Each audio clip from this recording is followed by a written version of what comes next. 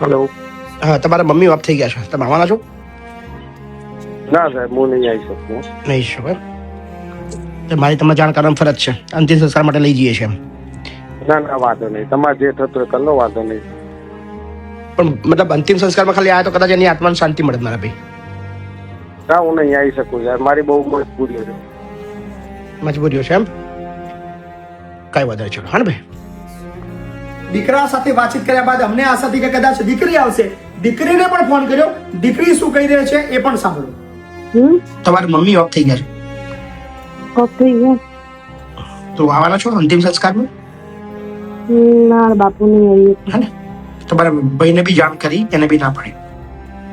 ના પાડી એને મૂકવા કોણ આવી છે બાપુ?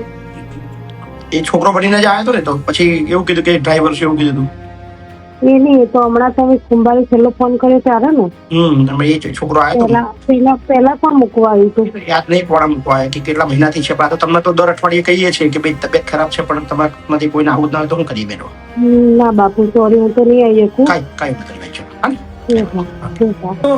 ના આવી દીકરી, ના આવે દીકરો, અંતિમ ક્રિયા તો બધી અમે કરી દીધી.